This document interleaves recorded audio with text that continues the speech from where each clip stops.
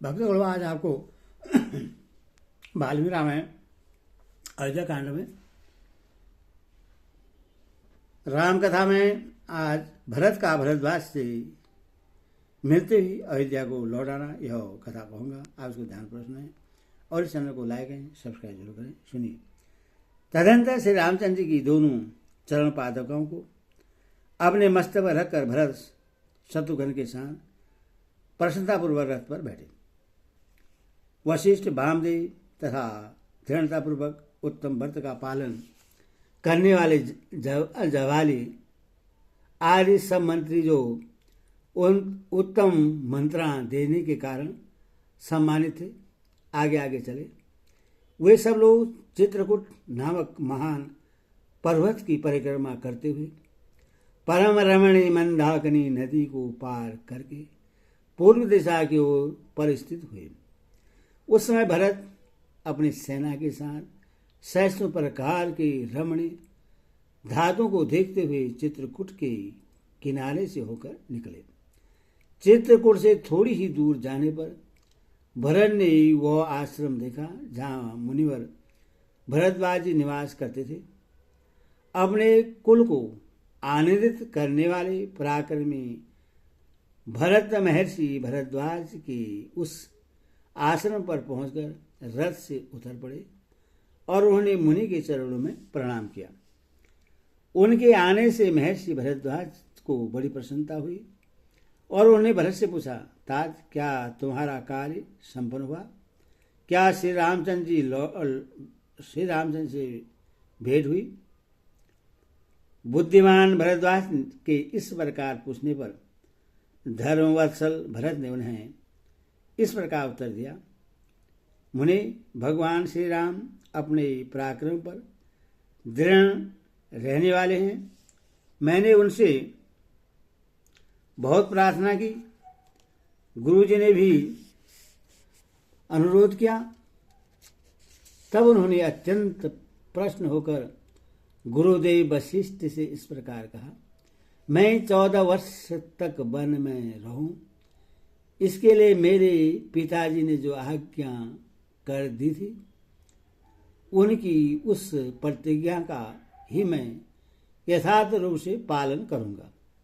उनके ऐसा कहने पर बात के मर्म को समझने वाले महाज्ञानी वशिष्ठ जी ने बातचीत करने में कुशल श्री रघुनाथ जी से यह महत्वपूर्ण बात कही, महापराग, तुम प्रसन्नतापूर्वक ये स्वर्ण भूषित पादुकाएं अपने प्रतिनिधि के रूप में भरत को दे दो और इन्हीं के द्वारा अयोध्या के योग क्षेम का निर्वाह करो।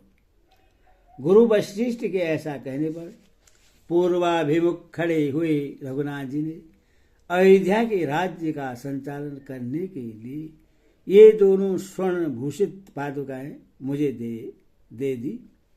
तब सा मैं महात्मा श्री राम की आज्ञा पाकर लौट आया हूँ और उनकी इन मंगलमयी चरण पादुकाओं को लेकर अयोध्या को ही जा रहा हूँ।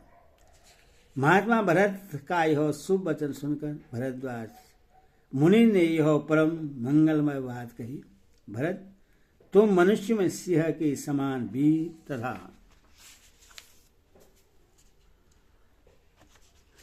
शील और सदाचार की ज्ञाता में श्रेष्ठ हो।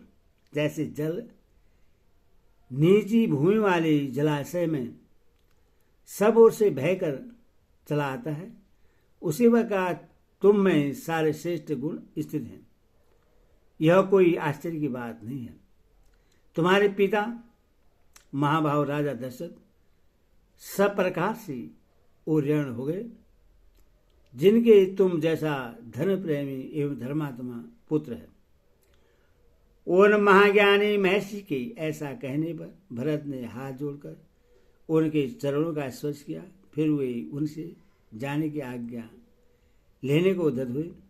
तदनंतर श्रीमान भरत बारंबार भरद्वाज मुनि की परिक्रमा करके मंत्रियों सहित अयोध्या की ओर चल दिए। फिर वह विस्तृत सेना रथों, छकड़ों, घोड़े और हाथियों के साथ भरत का अनुसरण करती हुई अयोध्या को लौटी। तत्पश्चात आगे जाकर उन सब लोगों ने तरंग मालाओं से शोभित दिव्य नदी यमुना को पार करके पुनः शुभ सलीला गंगा जी का दर्शन किया।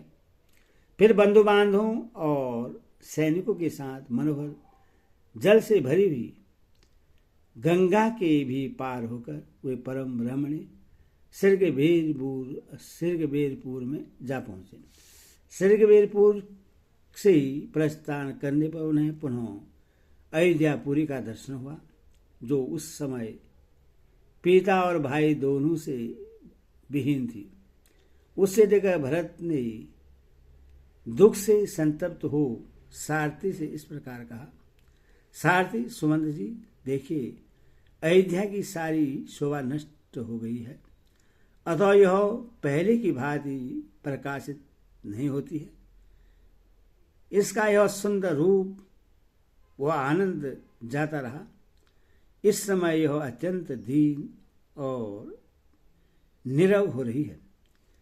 इस प्रकार वाल्मीकि अष्टधारी आदि काव्य अयोध्या कांड 113वां सर्ग पूरा हुआ। हरि ओम।